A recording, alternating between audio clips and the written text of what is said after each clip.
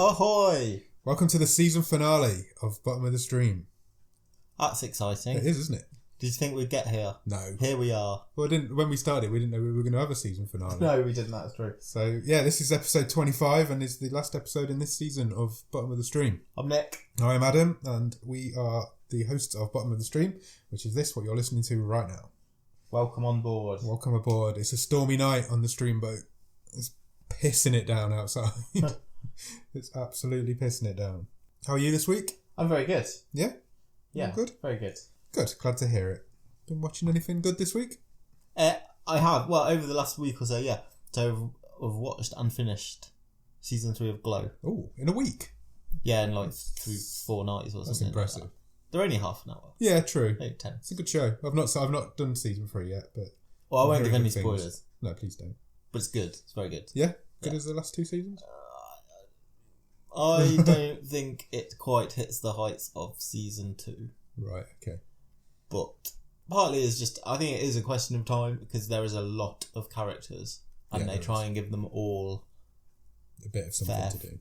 Drift, and it's some of them don't all come out with the same sort of focus. But it's going to happen, isn't it? Yeah. But it's a great show. Cool. Yeah, definitely when you get a chance. I will check it out. Get around to it. I will do.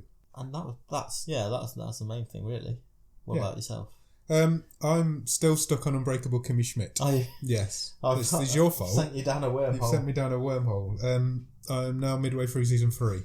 You've overtaken me. I've well overtaken you. I just can't stop watching it. It's so good. It is such a good show. I thought you would like it. I really enjoy it. Also, it's got 2 people in it who have been in films on the stream table. Who? Have you noticed? Just remind me. The guy who plays Dong.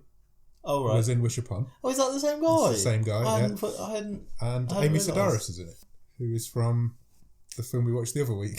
Ghost Team. Yeah, so she plays Mimi. Is it Mimi? I think she's called Mimi. Yeah. John Krasowski's friend. Yeah. Oh, of course, yeah. No, I hadn't put that together. Yeah, that's the same guy. Girl. Yeah. Same guy and girl. Yeah. Anything else? I have got a bit of a callback to something we talked about a few weeks ago. Okay. So we mentioned in a bit of Netflix news, I can't tell you which episode, about 3 or 4 episodes ago. Yeah. We were talking about having seen the trailer for the Dark Crystal series. Oh yeah, that's on there now. Which has now come out. Yeah. So I haven't got that yet. No, me neither. But a couple of days ago, my eldest daughter was watching some cartoon on Netflix, and you know when the episode ends, yeah, and as the credits run in, you get a couple of like bookmarks in the corner, thumbnails in the corner. There was one for the Dark Crystal, and there's a picture of like the good guys. So that race, is it Gelfs, something like that. And can you remember I said when we were talking about the Dark Crystal that they're creepier than the bad guys? I found them creepier than the bad guys, the Skeksis. I've not had this conversation with that. I no word of lie. So my 6-year-old daughter says, "Daddy, that picture looks like something I will have a bad dream about." Oh, bless her. And it was the good guys? Yeah. I was like, I know exactly what you mean. She's definitely your daughter. I know, it just made me laugh. Wow, that is weird. Yeah. Good fact. So there you go. Yeah. So, have you got a game? I might have a game. You got a game for us? Yeah. Oh, I asked that on spec because I wasn't sure if you had or not, and you have. We need to do something. Yeah, we do. We've got to fill some time. Special for the season finale. Okay, cool. So, do you want to do that first, or are we doing the socials first? It's up to you. Do it first, and then I'll run through the socials afterwards. Okay, fine. Don't let me forget. So, we're watching a horror film this week. We are. To round things off this series. Yeah.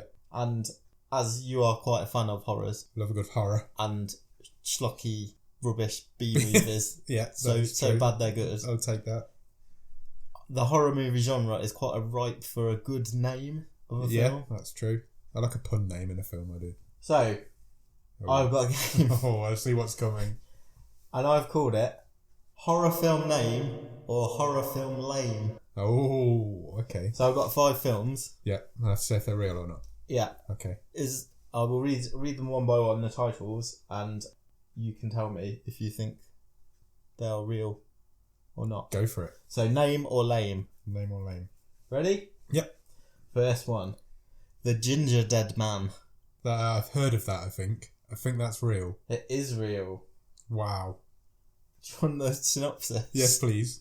An executed killer's witch mother mixes his ashes into a gingerbread mix, turning him into an evil animated gingerbread man hell-bent on getting revenge on the woman whose testimony sent him to the electric chair. I am all over that. Where can I watch it? From 2005, I don't know. Oh. I'm sure there will be ways and means to find it on the internet. That sounds right up my street. Good start. Okay, I'm winning. 1-0. Second one. Yep. Monster'd. No, because that sounds like something you've made up. Because that's straight from your brain. Doesn't sound like something I've made up. But it is a real film. No, it's not. Monster'd. I'll show you the picture. I'm in. There's a picture he's showing me is of a lady who's halfway in a toilet. It's a really bad Photoshop. Yeah. Do you want the synopsis? Yes, please. It's from 2003. Oh, even earlier. A maniacal criminal is exposed to toxic waste in a sewage tunnel, transforming him into a fecal beast, determined to get stinky revenge. Oh, I need to see these films. I don't want to watch Monsters. Where was there a shit monster? That's been in a film. One of the Jay and Silent Bob films. Is it Jay and Silent Bob Strike Back? I think it might be, yeah. Yeah, I think you're right. Or is it Dogma? It might be Dogma. Yeah, you might be right. Yeah. It's definitely one of their films. Yeah. Yeah, cool. I'm in. Right. 1-1. 1-1, yeah, I'll lose it. 3 left. Right, let us go with next. Evil Bong. That sounds real, but you haven't made any up yet, so lame. It's a name. Oh my god. Evil Bong. It is from 2006. Oh. The mid-2000s. Mid-2000s were crazy films. Obviously a fertile time for stupid film names. Were. Do you want to know the synopsis? Yeah, I absolutely do. A group of lovable losers buys a bong that comes with unexpected feature. A voodoo curse that transports those who use it into the bong world, where undead strippers give lethal lap dances. That's even a twist in the synopsis. Yeah. Wow. I want to do a podcast on these films. I don't know. Are any of them on Netflix? I've not done that cross-reference, but I doubt it. I very much doubt it. I don't think I would have it in me to watch one of these every week. No, probably not. We went through a stage of watching random... I don't know if we sank this, though. No, probably not. What was that one we watched about Osama bin Laden? Oh, Zombie. Oh, Zombie. That was... the return of Osama bin Laden. You showed me a poster the other week, didn't you, for... Was it Velocipasta? Velocipasta. Yeah, which is a... So I made it sound like a dish that you'd eat in Italian. It's a dinosaur reverend. I'm all in. I really want to watch Velocipasta. We watched Mongolian Deathworm. I think that was the worst one we've seen. That was boring, wasn't it? Yeah, it was bad. We've seen some good ones. We've talked about Big Ass Spider before. That was quite good. Yeah, that's probably the best one. Anyway, we're getting sidetracked. It's alright. So you're 2-1 down. Okay. You can still bring it back. There's 2 left. I mean... Okay, we will go for... I bought a vampire motorcycle. That sounds like something early Stephen King would have written. Yeah, name. Correct. 2-2. Wow. So, do you want the synopsis? I think the synopsis is in the title. But yeah. When a Satanist is killed by a motorcycle gang in the midst of summoning an evil spirit, the entity inhabits a nearby motorbike that sets out to gain violent revenge on the gang. It does sound like Stephen King type, Christine and that sort of thing. Yeah. Okay, last one. 2-2. Yeah. I like how it always comes down to 2-2. It does, doesn't it? I'm good on it. Bit of tension. Yeah. It's like you're it's like I'm doing it on purpose, but I'm really not. Okay, last one. Yeah. Horror film name or horror film name? Poultrygeist. Night of the Chicken Dead. Oh, wow. I really hope that's real. Yeah, name. Correct. It is from 2008. Oh, a later one. A fast food chicken restaurant built on a Native American burial ground, they always are, incurs a curse that infects the food, turning the customers into undead chicken monsters. That sounds like Kentucky Fried Zombie. Do you remember we watched that? Yeah, vaguely, yeah. Wow. This has got a good poster. There's a chicken monster with a hatchet. Let me see. Through a skull. We can tweet these out. We'll tweet some of these posters out, yeah, definitely. That's brilliant. That's a great poster. Excellent. If any of those 5 ever appear on Netflix, they're going straight into the table. You can get an exclusive 3-disc collector's edition. 3 discs? Amazing. There you go. Excellent. That was fun. That was fun. I enjoyed that one. Did I win in the end? I did. Yes, you did. Excellent. Even though all 5 films were real. Yes. Right, let's move on. I'll quickly run through the socials.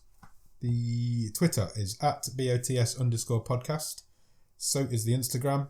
The Facebook.com/bottomofthestream. Email address is bottomofthestream@gmail.com. And the website is www.bottomofthestream.com, where you will find every episode we've recorded so far, the whole of the first season.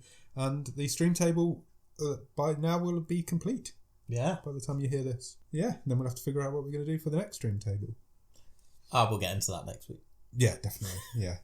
The next couple of weeks. I checked the stats today, and we still haven't had any Vermontian listeners. Oh, no. So, Americans, your call of action is to get us some people in Vermont to listen, please. So, if you know anybody in Vermont, I only want 1 download. So, get on it. So that's the last state. We'll have every state in. Yeah. So, yeah, get on that, please. All right, I think we're done. Yeah. Let's talk about this week's film, shall we? Let's do it.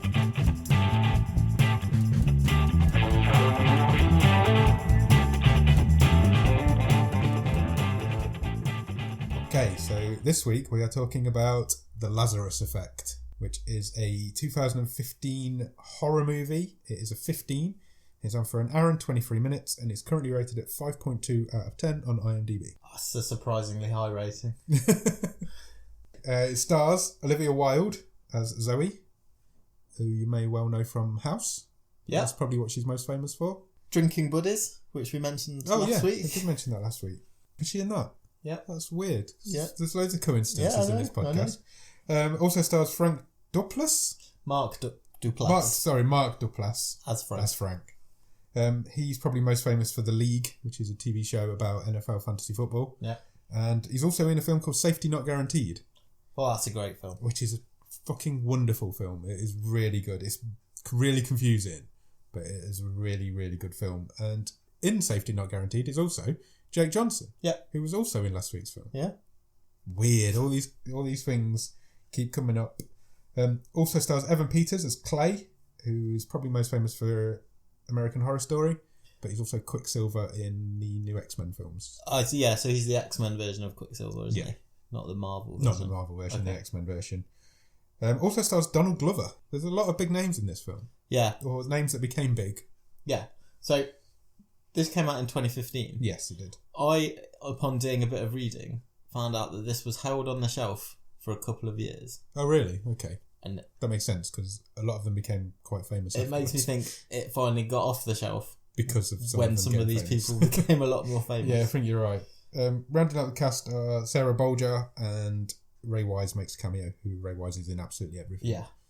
I wanted to talk about Donald Glover for a second. Okay, go for it. Because it gives me the first opportunity I've had on this podcast to mention that he is in one of my favourite TV programmes of all time. Okay. Which is not on Netflix. We can't talk about it then. Sorry. Moving on. Go and watch Community. It's amazing. That's something I've never done. I've never really watched it. I've watched a few episodes. I really do need to watch it. Yeah, I do need to watch it. And he's ace in it. Cool. Well, he's in loads of stuff. Yeah. He's a megastar. He's a megastar now, yeah. Actor, dancer, singer. In Star Wars. Yeah. And the film was directed by a guy called David Gelb, who appears to have only really directed cooking shows before this. Right, okay. He's the director of Chef's Table, which is Netflix's big cooking show. Oh, yes. And he's just about to do that. He's also done Chef's Table France or Australia or something. But yeah, and his first film was about sushi, so he's well into food. That's pretty much all I can find out about him. Yeah, so The Lazarus Effect. Do you want to give the synopsis of The Lazarus Effect? Yeah, so I'm trying to think how I can give a synopsis without basically just telling you the whole film, because it's a very short film. It is a very short film. Basically, we've got a team of scientists with various different specializations, and they are working on a serum, which will bring people back to life. Yeah, essentially. So, that's basically what they're doing. The idea behind it is to give surgeons more time post death to figure out what went wrong. Yeah. And then have another go. But that's not what happens. Yeah, things might not go to plan. Things don't go according to plan. Now, before we get into it, when this film came out last week, I was watching the trailer and I thought, I've seen this film. Right. And all the way through this film, I was like, I'm pretty sure I've seen this film, but I hadn't, because the film I had watched was the 2017 remake of Flatliners. Okay. Yes. Now, are you aware of Flatliners? I have seen the original. I have not seen the remake. Okay. But I haven't seen the original, but I have seen the remake. Oh, okay. Yeah. So the original was from 1990. Yeah. Starred Kevin Bacon and Kiefer Sutherland. Yeah. And it is a very similar synopsis, but also the opposite. Because what they're trying to achieve in Flatliners is the euphoric moment at the point of death. Mm-hmm. So they're not trying to bring people back to life. They're trying to stop people living for a split second to give them that euphoria. Yeah, they're always looking for a high, aren't they? Yeah, so they've got the opposite thing. But especially the remake with Ellen Page is in the remake, I think, with a couple of other people. I went to the cinema to see it, and it has a very, very similar look and feel to this film. That's interesting. So whilst we were watching the trailer for this... Yeah. It made you think you'd seen it. Yeah. Because it is very similar. The look, really the style, everything is very, very similar. Saying that, it has been 2 years since I saw Flatliners, so it's probably completely different. But in my head, it is very... This film also made me think of a different film, because it had a really similar feel to Hollow Man for me. All right, yeah. Have you seen Hollow Man? I have, not for a long time. Which also has Kevin Bacon. Yeah. So all the way through I was thinking that has a very similar look and style and feel to Hollow Man. So yeah, that's just a few little facts. On a tangent, yeah, I'm surprised Kevin Bacon's not come up anywhere in our movies. How has he not come up anywhere? I think it's because he only makes really good films.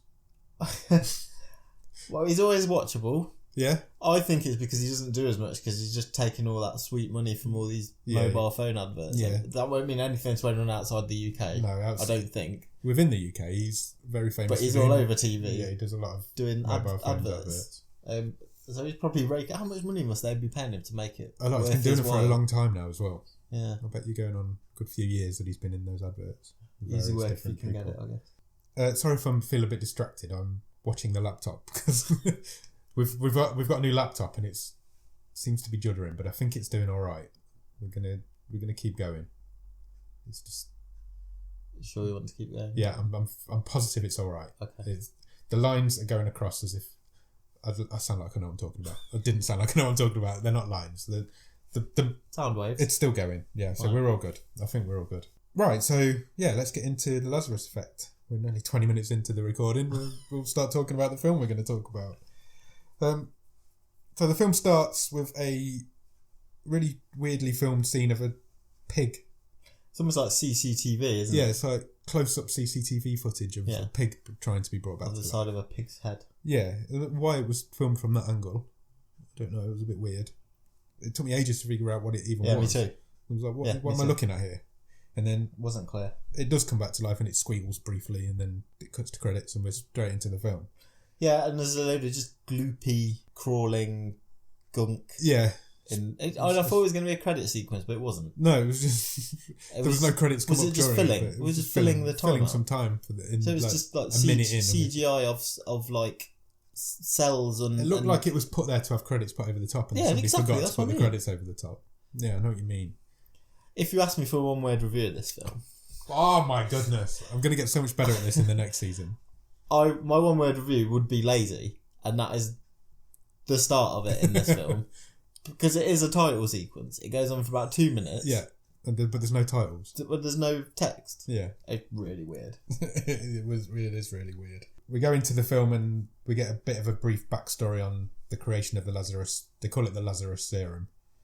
And the pulse ray that they have to use to make it work. Yeah. So you get a bit of a backstory on how they create that and what it is. Yeah, so that's done, isn't it, by Zoe, who is Olivia Wilde's character. Yeah. Brings in Eva, who is played by Sarah Bolger. Yes. And she's coming in...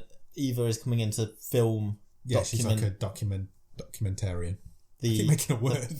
The process, the experiments. Yeah. Now, Eva's sole role as a character in this film was as exposition. Yeah, definitely. Again, lazy. Yeah, it was just to give them a reason to explain things. And you sit her down and it was just bleh. But yeah, here's what this film's all about. This is how far we've got. It was like having a member of the audience in the film with them. Yeah. Because she didn't really have any involvement. And she didn't talk back. No. It was just like... Yeah, I know what you mean. It was odd. And what they basically say is that they're trying to prolong the period that doctors use to bring people back. So after somebody dies, then obviously the doctor will try to bring them back for a certain period of time. Yeah. And the serum's there to prolong that period of time that they can use to hopefully bring people back to life. And they've created this serum and this like Frankenstein machine. Yeah. To bring them back. So Zoe, played by Olivia Wilde, and Frank, played by Mark Duplass, are they're fiancé. Yeah, aren't they? They're engaged to be married, and they are the brains, aren't they? They're the science. Yeah, the sciencey couple. And so they're the team leaders. You've got Nico, who is played by Donald Glover. He is like the tech guy. Yeah, and then you've got Clay, Evan Peters, and he is I'm not sure what his specialist was. He seemed to be like a bit mathsy. Yeah, bit of the sciencey kind of. A bit sort of adjusting formula levels and a bit chemistry as well. Yeah, but he just did the other bits. He was there as the comedy relief, wasn't he? Yeah. Weed head. Junkie sidekick. It comes clear quite early on that Donald Glover's character, is it Nico? Yeah. Has a bit of a crush on Zoe. I think they had some history. They've had history. He's got a bit of a thing for her. He scares her with a jump scare at one point where he wears a pig mask. It's the only time I jumped in this film. Yeah, me too. It made me jump. He jumped out at her in the lab on when she was doing some late night science on her own with all the lights off as you do. And he jumped out at her wearing a pig mask. Yeah, that did make me jump. Thought I was watching Saw for a minute. I wish I was watching Saw. I fucking love Saw. That night, Zoe has a bit of a nightmare about a fire melting some dolls in a corridor and somebody banging on a door on the other side. This film is another reason why this film is lazy.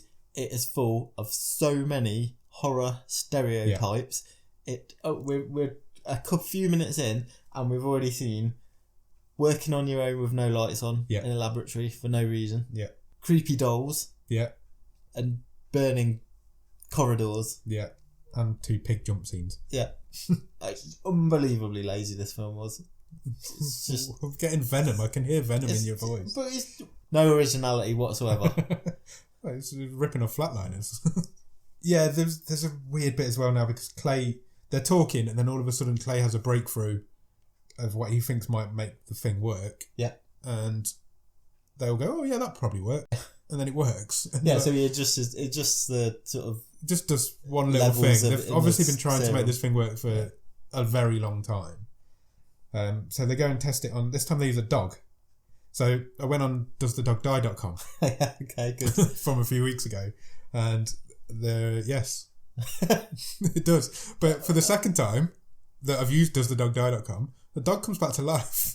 Yeah, so the dog's dead at the start. The dog's dead at the start, so then comes back to life, but then dies again. Does it say that? It's already dead? Yeah. So the answer is yes, before the dog's even been... The dog dies off screen twice, is what it says. But also it comes back to life, and that's the second time I've used that film, that's website, and the dog comes back to life both times. So Wish Upon was the other one.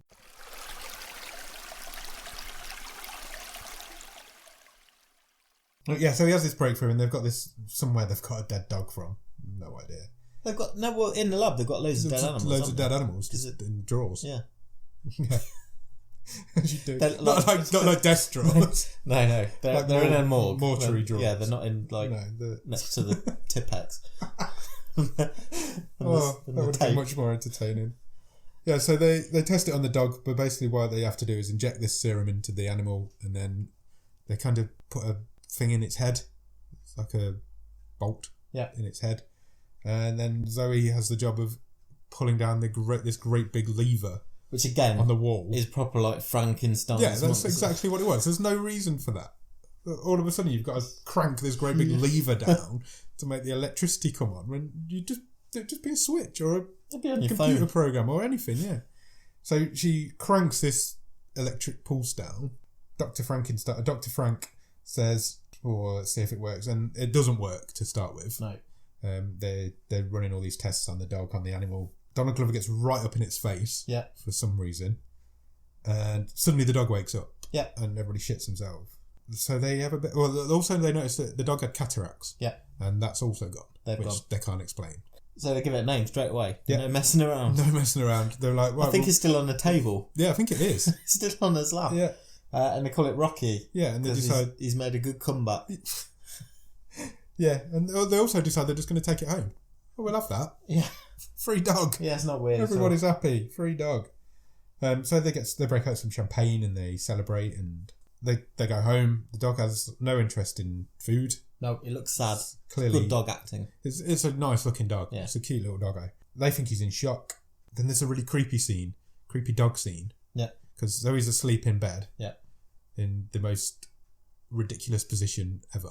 She's like just in this sexy sleep pose. Yeah. With just this really, you know, it's how tight the blanket was around her legs. It was like she'd like cocooned herself around her legs. And then the dog gets up on the bed and just gets right up in her face and watches. Now, that's a big dog. Yeah. Yeah? If I was asleep in bed and that dog got up on the bed, you're going to know about it. Yeah, definitely. She didn't even stir, murmur, move. I have another question about her sleeping habits as well. Yeah. Because this is the second scene where we've seen her in bed. Yeah. Because previously she had the dream, which she said about the corridor and the creepy dolls. And on both occasions, she was in bed asleep on her own. Yeah. Where's the fiance?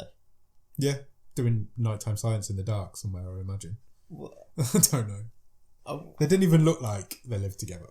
No. Well, yeah, but they did. But they did live together, but their bedroom didn't. It looked like she was just lives in it on her own. Maybe it's I don't know, sanctity before marriage, or maybe they're traditionalists. Yeah, so the dog. I don't think we can claim that when they're trying to bring things back to life, no, which is a bit morally questionable. A bit, yeah, a little bit. So there's the scene. The dog gets right up in her face and just watches her sleep for a minute. The next morning, they take the dog back to the lab. It gets a CAT scan. Dog gets a CAT scan. Yeah. Hey, you pick that up. Good one. Yeah. And they notice, or Clay, who's Evan Peters, is monitoring the CAT scan, so maybe he's like in charge of that side of things. Yeah, possibly. And he notices that the serum is still in its system, which it shouldn't be. It should dissipate as soon as he comes back to life. Yeah. It's designed to dissipate straight away, and its brain activity is going crazy. Yeah. So it's off the charts. So it basically explains it in layman's terms because Eva's in the room, it's an aggressive brain. Yeah. And then there's another bit where Frank and Zoe again explain to Mrs. Exposition, Eva, this whole thing about when you die, the brain dumps a chemical through your body. I think it was called DMT. Yeah. And Frank thinks, it's basically because your body's giving you this high. Yeah. So you go through this traumatic experience when you die, and it's that's people seeing the white light. That's the thing in Flatliners, I think, that they're trying to recreate that moment. Yeah. Evan Peters says my line of the film at this point. Right. Because he says, are you sure you want to take this dog home with you? This thing could go Cujo on you in a hurry. Good. I really like that. Good. Because it's a Stephen King reference, and I love Stephen King. Yeah, so he's basically saying this dog's could go crazy aggressive at any moment, like Cujo did. Then he's working alone that night. Yeah. In the dark, in the office on his own, because they must take it in turns. No, you take the night shift tonight. But they're not doing anything. No, they're not doing anything. It's just they've completed their mission. Yeah. The dog's back to life. They've done. Sounds like a end of experiment. Dubious overtime claim for me. I agree. Yeah, either that or they've all got nowhere better to be. He's working alone, and then the dog's there as well. He's got it in a cage, and he's talking to the dog for a bit, and then he goes back to playing his computer. He goes to the kitchen, doesn't he, to get some late night snackage? Yeah, he's not even working. He's playing World of Warcraft. Yeah, so he's just doing that at night. And then he hears a loud crash in the kitchen area. I have to stress, before you explain what he finds when he goes back into the kitchen, go on, that I would say about 3 or 4 seconds of real time has passed. Yeah. He's took his bag of chips. Yeah. He's gone to he's not even sat down at his desk, I don't think. He's wakened his computer up. Yeah. And then there's a crash. Yeah. You can see the kitchen behind him. Yeah. What does he find when he goes back in the kitchen? The dog's out of the cage, and he's completely destroyed the fridge. Absolutely ransacked the room. The whole room's been ransacked. My last sentence was a lot longer than the time it's took this dog. Yeah, it's lazy. But yeah, it's just completely destroyed the fridge. He can't find it to start with, so there's a bit of a tense moment where he's looking for the dog, because he's the one who thinks it's going to go crazy. So he's terrified of his dog. Looking under all these sheets in the lab. There just happens to be sheets in the lab. And you can hear it growling in the background. And then it gives him a jump scare, because it's just there at one point. But then it just cuts away. And it's back in the hutch. Yeah, it's just done. It's like, oh, okay, we've caught the dog. Yeah. The dog, oh man.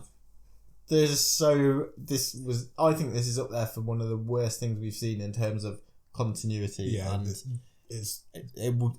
it did not feel finished. Yeah, I'll give you that. It didn't. It was odd. It gets odder Yeah. as we go through. We've not even started on the odd yet. So at that point, then Frank gets called up to the dean's office because she is not happy. Yeah. Because she misunderstood or was confused about what their initial plan was and what they're now doing. And she says, "You're playing God with a bunch of dead animals." So she's done. She shuts them down. I think she sounds like an eminently sensible individual, to be honest with you. Because they are. Yeah. That is exactly what they're doing. I can understand that their concept and their trial has fallen apart because that's what happens in science. And Frank's been doing some notes as well, hasn't he? Yeah. So it's his turn to do some late night solo science. Yeah. And they don't work in the day. No. And he lists the phases that Rocky the dog's gone through, doesn't he? Yeah. So phase 1 is it is resuscitated.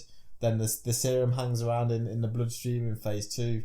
Phase 3, they notice a hormone imbalance, hence the aggression and confusion.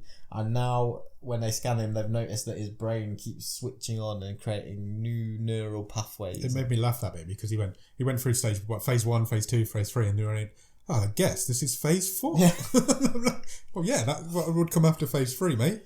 What a loser. Yeah, so he doesn't know what's going on really. They're in a world of the unknown at the minute. Yeah. So yeah, the dean shuts them down, and then the next thing they know, a pharmaceutical company comes in. Yeah. And they now own the entire intellectual property rights of the experiment. It's down to some really complicated small print in the contract. Yeah. So that's where Ray Wise makes his cameo. Ray Wise turns up. Yeah. It's a cameo. If you Google him, you'll know his face. If you don't recognise the name, he's in so much stuff. He turns up in this. Yeah. He's in it for what, a minute? Yeah, it's a cameo. It's no more than a minute. It's odd. It is strange. Odd. It's like he just was on set one day visiting somebody and they went, "You want to play this part?" Yeah. Yeah, so he now owns everything. They take everything from... Well, he says they're going to take everything. Yeah, and then they don't. And then nothing gets taken. They just get kicked out. Yeah. So they go back, I presume they go back to Frank and Zoe's house or apartment. They're all there. Even Eva, who's just still filming them and being in the background. And they're a bit suspicious of her. Yeah. Well, no. Zoe's sort of says, of "Well, you've only joined us lately. Did you shop us?" Yeah, there's no way that the dean could have known about what was going on. But then that's dropped totally. Completely, yeah. Because she says, "No, I didn't." It's a sentence. Yeah, and that's it. And that's it. She's like, okay. So no tension, nothing. No. They decide that obviously there's cameras in the lab and it's all on the university server. So that's obviously how the team's found out. Yeah. You can't keep secrets. So they're sitting there and they have this discussion about what they need to do. And then they decide they need to recreate the experiment. Yeah. They need to duplicate the experiment. And to do that, they want the credit for this thing they've achieved. Yeah. So the only way they can do that is to go back to their lab that they just got kicked out of. Yeah, they want to break in. So we go back to the lab. So they decide they're going to break in. Yeah. And then one of them, I can't remember if it's Donald Glover or Evan Peters' character. Yeah. One of them says, "Oh, how are we going to get back in?" And then Eva literally stands up and goes, "I've still got my key card." Yeah. Why has she got a key card in the first place? Because she doesn't even go to the university. She doesn't even work at the university. Yeah. Yeah. So they go. So they go back to the lab. She just walks in the front door, says hi to the security guard. Lets them in at the back door. And the rest of the film then is set in the lab. Yeah. So that last 20 minutes was completely unnecessary. Pretty much. Didn't need to be shut down because nothing's changed. Yeah. They're still working in the same lab with the same equipment. They're just doing it while the security guards. But do you know the difference? Did you notice the difference? Go on. So you know how they're unofficial. Yeah. Well, when they did it the first time, they all had their sciencey lab coats on. Yeah. And this time they haven't. Just in normal clothes. Yeah. Because the girls have all got tight tank tops on. And they've had to turn one of the tellies onto the security guard to watch what he's doing. Fucking hell. So they get a new dead dog. They get another dead dog. And they set it up on the table. Yeah. They pump it full of the serum. Zoe grabs hold of the Frankenstein lever, switch, as I'm calling it. Pulls it. All the power goes off in the lab. Yeah, lights go out. Some sort of power surge has happened. Backup generator, I presume, comes on. Yeah. And Zoe's lying on the floor. She did. She is dead. Because she got electrocuted by the Frankenstein lever that looked like it could electrocute anybody at any moment in time. And did. She just got an app telling you. She's just been light switch in this day and age. That sort of thing doesn't happen in this day and age. so she's now dead. And so they all start to freak out a little bit because, well, their friend's dead and they're also illegally in a room where they shouldn't be. So Frank obviously makes a decision. He's going to try and bring her back to life. This made me laugh as well. Go on. Obviously, it was totally unintentional. He wants to use the serum on her because he's killed his girlfriend, and it's the way that the others really only a tiny little bit object to it. Yeah. In the most token way possible. Yeah. I don't think we should do that. No, we probably shouldn't. What are you talking about? And then all right. I think one of them changes their mind, and then I think it's Donald Glover steps up to his station, and the others go, "Oh, well, if he's doing it, we probably should get involved." So yeah, they all eventually agree. Well, he says to them, "I'm going to do it either way, whether you help me or not." Yeah. So they agree to help him. For some reason, he hits her with 2 shots. I've written they do her twice, which I presume means they did the serum and the switch he twice. hit her twice. I don't know why. It had to happen. It worked on the dog. Bigger than a dog, I suppose. Yeah, that was a big dog. Yeah. Just as they hit her with the shot, and Eva just pulls the handle now with no... Oh, I'm not going to pull that handle. Fuck off. I'm just thinking me die by pulling it. She did have a rubber glove on though. Did you know? She got like marigolds on as she did it. She's like, yeah, I'll take Zoe's role. I'll do that. So they do it. They pull it, and just as they do that, they notice the security guard's left his station. Yeah, he's on his rounds. Yeah, so he's coming, and so they all need to hide. So they hide under the desks for a little bit. Yeah. And then Frank just gets up. So the security guard goes past. Yeah. Frank, they don't know that he's gone past. They just guess that after a certain time. So Frank gets up to check if he's gone, and he checks at the door. Turns out he has gone. He turns around, and what does he see? Zoe is sitting up. Yeah. But she's still under a sheet. She's covered under a sheet like a ghost. Which made it a bit funny. So she's done the Undertaker sit up. Yeah. But she's still got a sheet on. Yeah. It did make me laugh when he just turned around and she was sitting there like a ghost. Because the music had gone dun. It's like this big scary moment that we weren't completely expecting. And it was funny. So he grabs the sheet and he really slowly removes it from her. Yeah. And he's just looking at her, and then she grabs his arm. I laughed out loud at that point because it was so silly. It had gone silly. It gets sillier, but it had gone silly. They give her an MRI, same as they give CAT scan, same as they give the dog. CAT scan to the human, yeah. Yeah. Whole brain's lit up. Yeah. Clay says that something's not right. Too much. He's surprised that something's not right, even though it wasn't right the first time round. Yeah, they've done it twice already. Yeah. What's that saying? Doing the same thing over again and expecting different results. It's the definition of insanity. Yeah. Yeah. Not bad. Frank gets hold of her. He's got a wedding ring because he took her wedding ring off. Yeah. Because when she died, her finger got burned because the metal on her wedding ring. Yeah. So he'd taken that off her, and he goes to put that on a chain around her neck. And as he's doing that, she hears his thoughts. Yes. And then she says exactly what he was about to say. Yeah, she I was going to say finishes his sentences, but she kind of says it at the same time as and then he stops and she carries on. Yeah. And then a pen starts moving on its own. Yep. So shit's getting weird. Yeah. Because all she's done is come back to life. So Frank kind of backs away. Yeah. Through the glass doors, talks to the other guys, and she can hear them all. She can hear everything they're saying and talking, and she can hear everything. The dog's there, and it just growls at her. Yeah. So it doesn't like the fact that he's not the only reanimated corpse. So by this time, she's moved into the bathroom. Yeah. And lights start flickering. Oh yeah, they do. Her. Yeah, the lights start going weird. And the mirror smashes. Yeah. Again, this is just stuff we have seen hundreds and hundreds of times. Horribly tropes, isn't it? And that you're right. Then the dog comes in. Yeah. Dog growls at her. Yeah. And then you just hear a yelp off camera. Yeah, that's it. And then you don't see the dog again. No. So that's the end of the dog. She somehow killed the dog. But the dog does die, but it dies off screen. So if that's a trigger for you, you're all right. She goes back to Frank at that point and says, "I think something's wrong." She says, "I'm changing." Yeah. And she chucks up on him. And then she vomits all over him. Yeah. And she tells him that she's been away for years. Yeah, I thought this bit was quite interesting because she thinks that she's could have been if they'd have done something with it. Yeah, it didn't go anywhere. Just like the idea of it. Yeah, she thinks she's been gone for years and she's been stuck in a loop of the worst moment of her life. Yeah, reliving her childhood trauma. Yeah, so it seems that when she was younger, so when she was younger, she had some trauma involving the apartment block that she lived in, and the neighbours got burnt alive. Yeah, and she saw them trying to claw their way, their fingers coming out from under the door. That was the nightmare she had earlier on, and she's lived that moment over and over again on a loop for years, as far as she's concerned.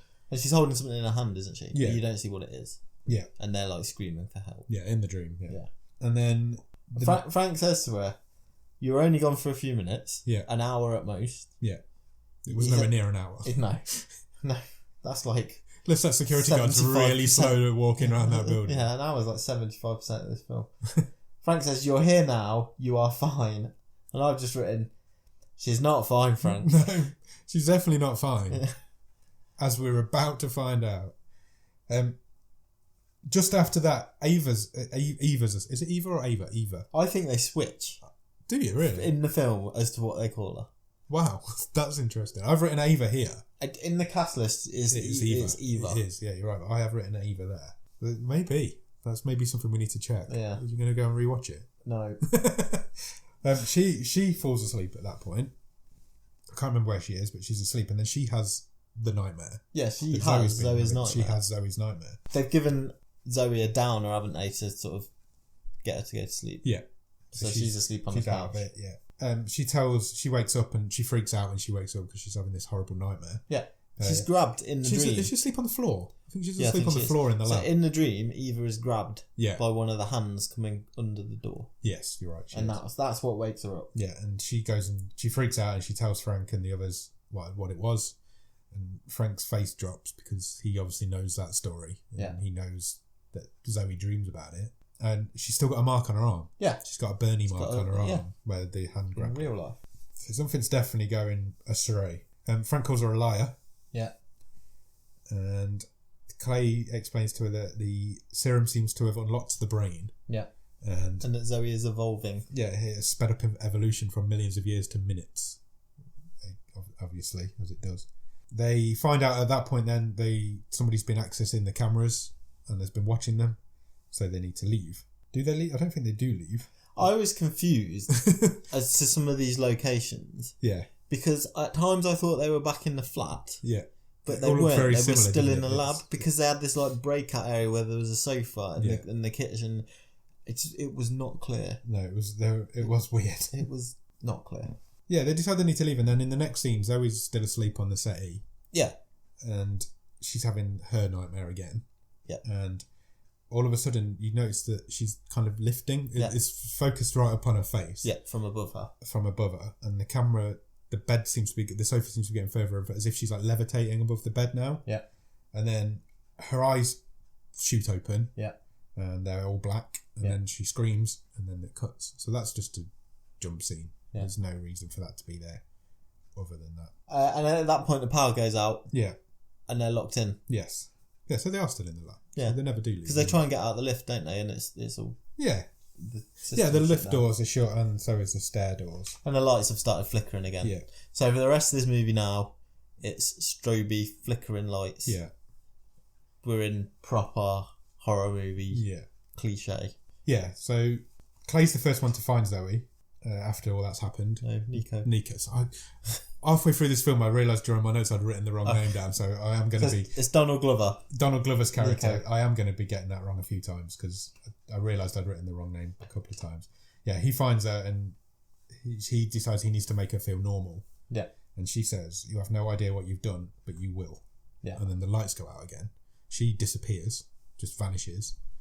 And then it cuts to like security camera footage of Nico, and he flies backwards into a cabinet. Yeah, into like a metal locker type cupboard.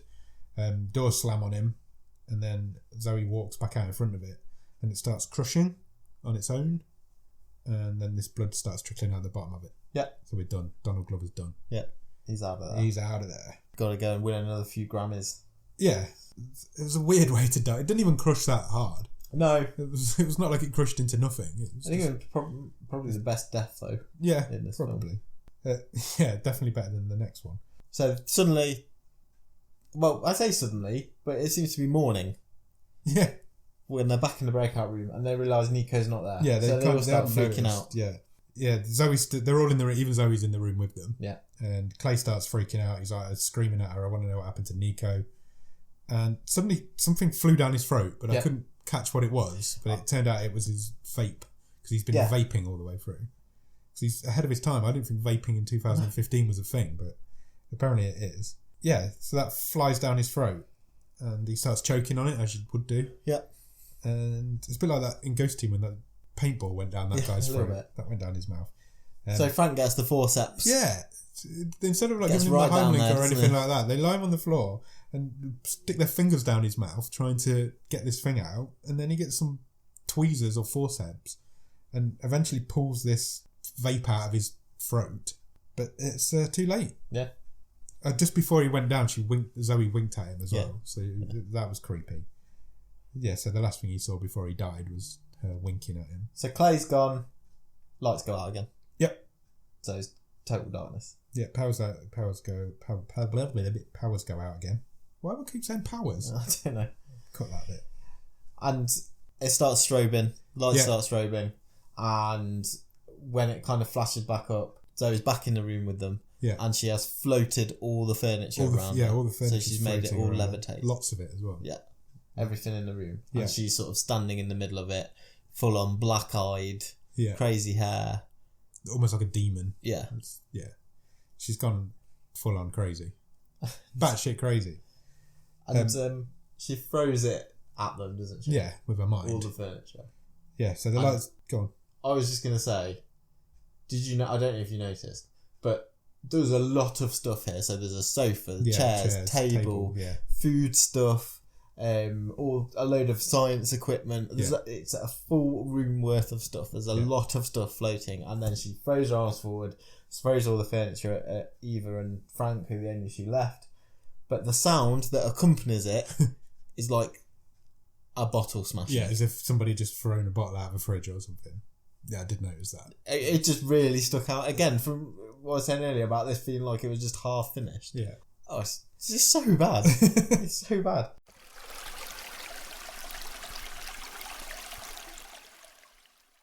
Yeah, so it cuts then as well. The lights go out at the same time. Yeah. Frank and Ava wake up a little bit later on, covered in furniture. No, they're not injured in any way. Not really, no. Frank's got a sofa on him. Yeah. Ava's under a couple of... Eva, whatever she's called. She's under a couple of chairs. They decide they need to find a weapon. Yeah. So they go looking for a weapon. So they get some drugs. Yep. Some sort of tranquilizers, don't they? Yeah, what they use to euthanize the animals. Yeah. Because they're not just dead dogs. There appears to be killing these ducks because they've got these drugs. There's one point where all the lights go off and then all the mortuary drawers are open. Yeah. And there's like things sitting up in them. Yeah. So that's weird. Again, if we'd have had like zombie dogs and cats and... that's what I thought we were getting then. Ferrets and... Nothing came of that either. Yeah, we might have been onto something. No. Frank tells Ava... I'm going to call her Ava because that's what I've written. Frank tells Ava that no matter what, she must never leave the lab. Zoe must never leave the lab. Yeah.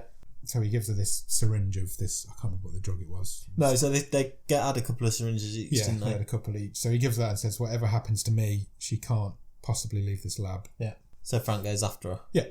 So he goes looking for her and he sees her. He finds her in a hallway, facing away from him, and she's crying. Then the lights go out again because the lights are constantly going on and off at points when this film needs to cut. Yeah. He persuades her that he's not there to hurt her.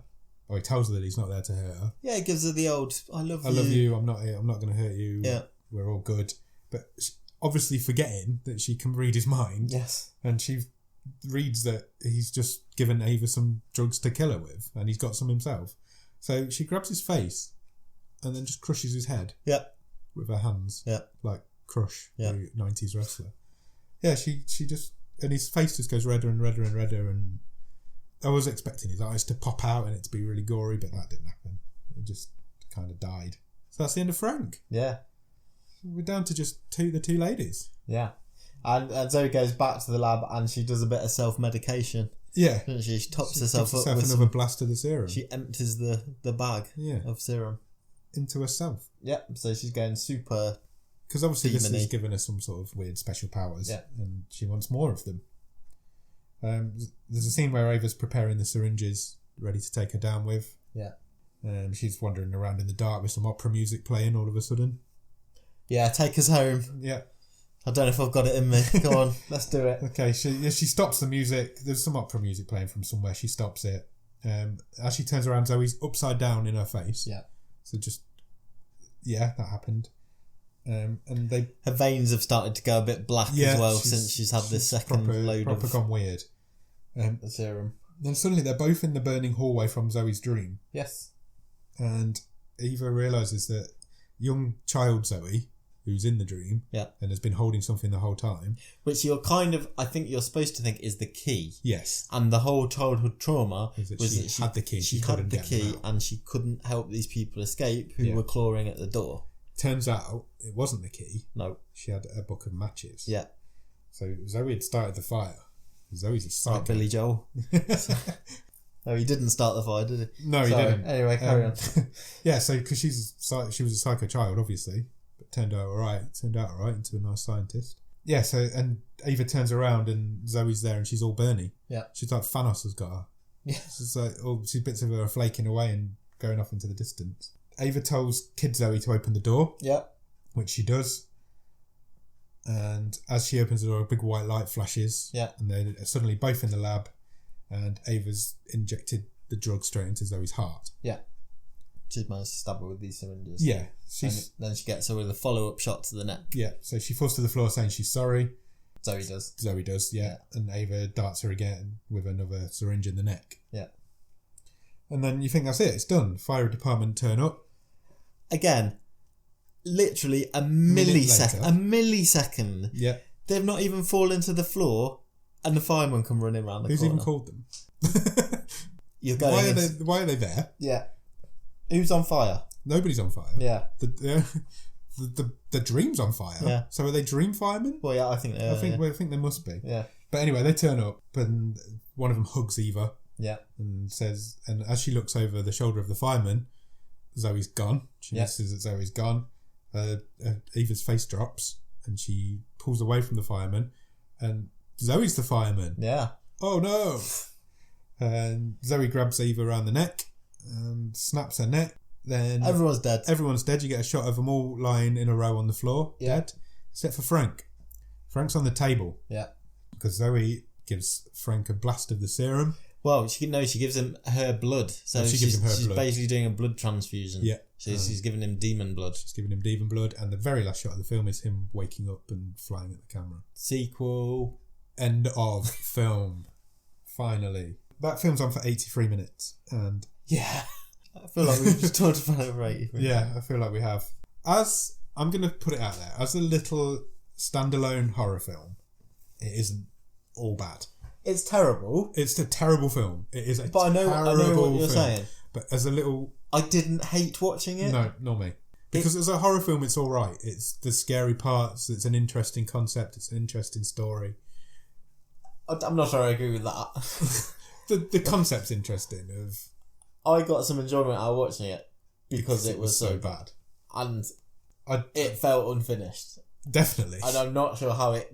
Obviously, it just got quietly released, pushed out.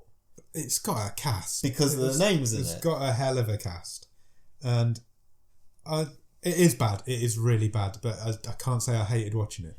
It didn't feel like a chore, but no. Because it's so short, like you say, it's only 83 minutes long. Something's happening. It's probably less than that because of the credits. Are 5 minutes. Something's constantly happening all the time. It's never boring.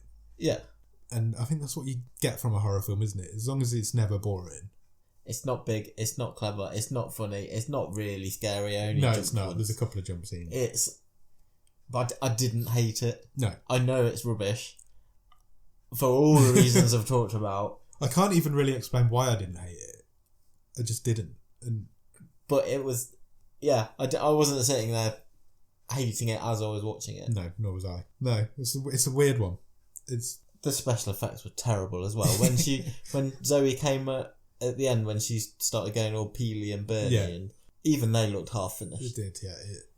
It's remarkable, really. It's just so shoddy. Like I said at the beginning, it reminded me a little bit of Hollow Man, and Hollow Man's not a great film, and the effects in that are known to be poor. So maybe that's where I got it from. But I just found it interesting. It's got all these big, quite famous people in now, and this was obviously just before they sort of hit the big time. As I say, it came out in 2015, but it's house finished by then. I certainly read that 2013 it was delayed from. Probably during the filming of House when she became who she became. Yeah. I don't know. So it's a strange. It's a strange one because I wouldn't recommend anyone to watch it. No, I wouldn't. But I don't necessarily think people will. Then you might find something in it because if you want to do a bit of a. If you just like a cheeky horror film, bad it's good. Yeah, there's something there. I'm not saying I enjoyed it. I don't think I'd go that far, but there was enough in there to talk about. I've been really enjoyed talking about it as well. There's a lot to talk about it from it. Yeah, I agree. It's a really strange one. I don't quite know what it is. I don't think it knows what it is. Oh no, not at all. No. Yeah, I didn't hate it. Parts of it I quite enjoyed, and I have really enjoyed talking about it. So that brings us on to the stream table.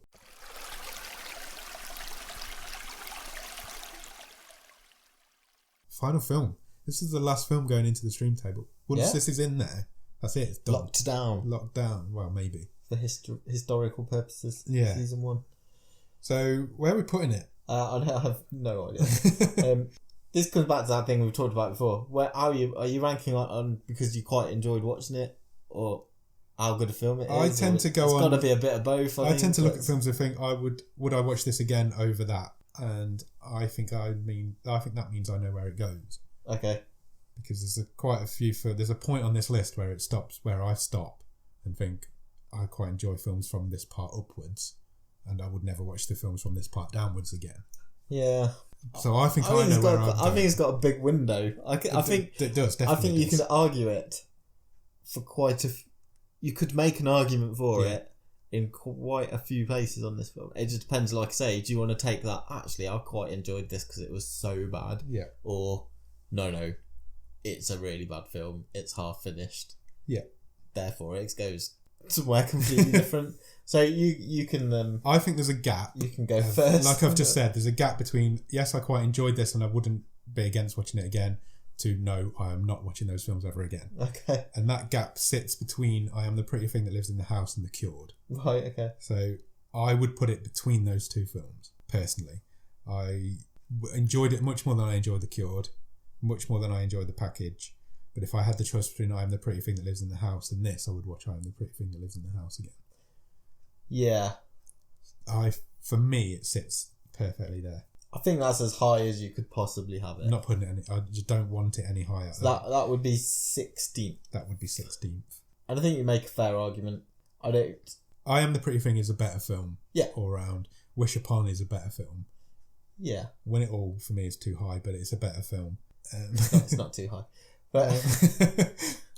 But yeah, so, and The Cured, I really, like I've said this before, the more I look at The Cured on that list, the further too far up it is. It's too far up. But everything under I Am the Pretty Thing That Lives in the House is terrible. I enjoyed watching less than this. Yes. So yeah, I will. You will concede at 16. I will agree on that. That's higher than I thought it'd end up. Yeah. But I think it I think that's solid reasoning. We've got a bit of a horror movie section there, 14, 15, 16th now. That's where our 3 horror movies ended up. Or 3 of our horror movies ended up. Yeah, so that's it. It's going in at 16th, and that completes the stream table for season 1 of Bottom of the Stream. Good. Go and check it out on the website. Yeah, definitely, because next week we are not picking a new film. No. Next week we're going to go through this stream table and just go into a bit of detail on it and what we think of it, if we're happy with it, a bit more detail on each of the films. Yeah, we'll just talk about it a bit. It's a bit of a change in format for the week. Yeah, we're going to have a week off. We're not going to watch a film this week and review it. We're going to talk about the films we've already talked about. Yeah, bit of a review. Is anything in there, like you've mentioned, maybe a bit high, too low on reflection? Yeah. Yeah, we'll just have a bit of a chat. We'd like you to get involved in that as well. Yeah. So tweet us or Instagram us or email us or Facebook us or get in touch in any way you can. And just let us know what you think of the stream table as a whole. If you think anything's in the wrong place or if you think anything should be higher or lower. Even if you've just got an opinion on one of the films. Yeah, it's a good time to feedback. We know people out there have been watching them. So yeah, exactly. You're fully aware that people have watched. I know one guy who's watched every single one of them. So yeah, get involved and we'll read some of your tweets out. We'll give you a shout out. Even if you've just got an opinion on one of the films, just say, oh yeah, I really like Cube or something like that. Yeah. Yeah, just get involved. We'll also have a bit of news on season 2. Yeah, we're going to change a few of our rules. Yeah. slightly different formats and things like that. Yeah. We're not going to change too much. It's still going to be the same podcast, still going to be me and you sitting here talking rubbish about rubbish films. I'll find some good ones. We're not going to change the list of films that we've got. We've still got probably about 60, 70 films on the list. Currently. So we'll just carry on working our way through them. You know, the only thing that might change that is if, as we had a couple of weeks ago, we noticed Netflix had removed one of them. Yeah. So what was it called? Firstborn, was it? Yeah. Sounds like... It's a shame because I really did want to watch that. Yeah. Yeah, it might come back. It might come back. Netflix have a habit of doing that, removing things and putting them back again. They do it with, have you noticed, with Blackadder? It's completely off subject. They will put 2 seasons on and remove the other 2 at the same time. Okay. They never have them all on there at the same time. Probably like a contractual Probably thing, is. So yeah, films do come and go on there. Yeah, so just get involved and talk to us about what you think of the stream table. We're more than happy to discuss it with you. If you can think we're completely wrong and Sierra Burgess should be number 1, then you're a fucking moron. But yeah, let us know. We're more than happy to talk about it. So yeah. So I'll run through the socials again quickly. If you don't follow us on Twitter, that's probably the best place to get hold of us. It's at BOTS_podcast. Instagram as well, we'll take messages on there. Facebook.com/bottomofthestream. The email address is bottomofthestream@gmail.com if you want to drop us an email. That's it, I think. Yeah, well said. That's the end of season 1. How do you think season 1 went overall? Well, I suppose we'll get into a bit of that next week. Yeah, we will, yeah. But I just don't know how to finish it when we're not going to pick another film. I'm really pleased at the wide range that we've had. Not only in like genres and some of the stuff we've seen, but in terms of quality. The massive gulf in there is a huge gulf. Yeah. Even with this today, which I know has ended up being a bit higher, but just almost unprofessionalism of this movie that's come out with so many, just like I say, it's just half finished. Yeah. Compared to some of the really good stuff that we've seen. Yeah. It boggles my mind. We'll go through it all next week. Yeah. At the end of next week's episode, after we've gone through all the stream table, we will pick the first film for season 2. Yeah. We may do it slightly differently, but we are going to pick the first film for season 2. Yeah. And we'll go from there. We're not going to have a week off, so you won't miss us. Nope. You just miss us talking about a single film next week. We'll be talking about 25 of them all at once. Yeah. Okay, so get in touch, and until next time, we'll speak to you then. Cheers. Bye.